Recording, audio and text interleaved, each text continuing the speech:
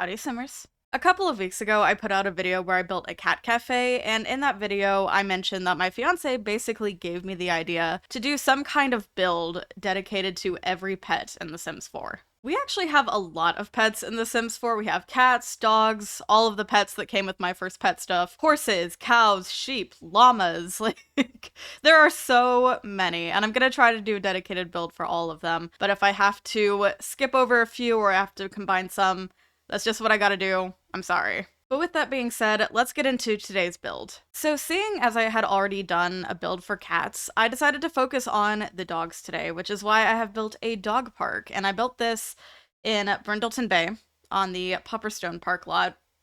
And the reason I built it in Brindleton Bay is because I just felt like it fit with the idea, because Brindleton Bay is the world that cats and dogs came with. And it's actually one of my favorite worlds in The Sims 4. It's between Brindleton Bay and Willow Creek. Like, to me, those are just the coziest worlds that we have in the game. So I decided to basically bulldoze Pupperstone Park and just make it into my own thing. But given that this is a park, there was a lot of landscaping involved, and if you've watched my content for a while, specifically my builds, then you know that landscaping is not my strong suit. It is not what I'm good at. I say it all the time, landscaping is not my thing. But unfortunately, being that this is an outdoor lot and a community lot, there is a lot of landscaping that I have to do here, so if it looks weird, don't judge me. I know it looks weird, I acknowledge it. I am not good at landscaping. So, yeah. But the main thing of the landscaping actually was just a lot of terrain paint. So, I do a lot of terrain paint stuff here, and it looks kind of crazy in the finished product, but I promise it's fine. I'll maybe explain it if I remember later. But yeah. So the way that I have done this is I've basically separated it into two sections. We have the actual part that is meant for the dogs, which is this little obstacle course here. And then we have kind of the more like sim side with all like the kids equipment. We have the jungle gym, we have or is it a jungle gym or monkey bars? What do you guys call it? I don't know. I actually do call it monkey bars usually. I just forgot the word for it temporarily.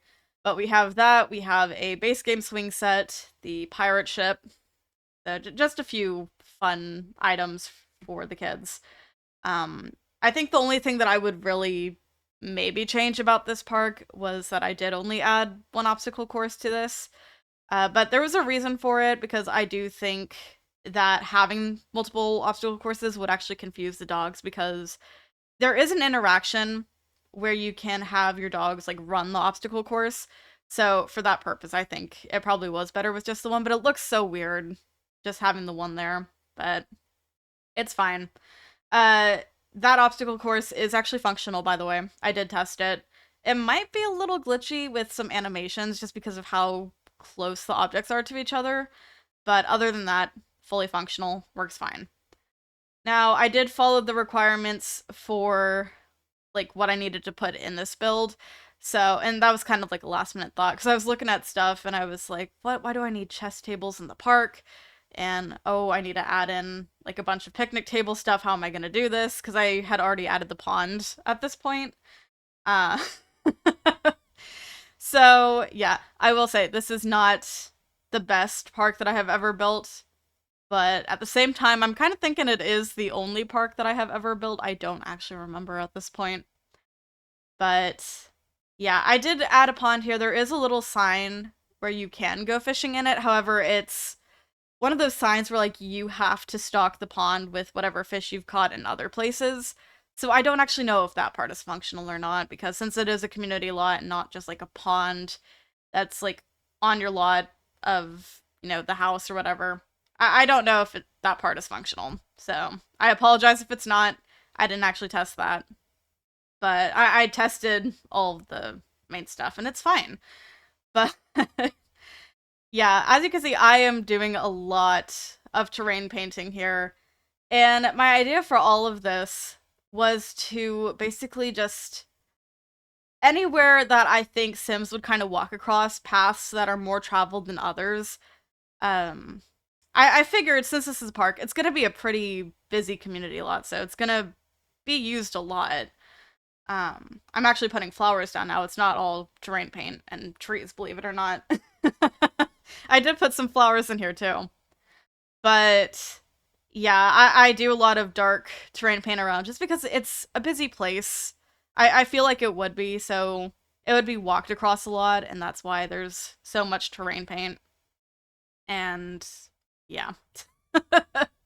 I do think I kind of like how this came out though. Like, it's not a bad job for what it is. Obviously, I don't build community lots, and I certainly don't build parks regularly.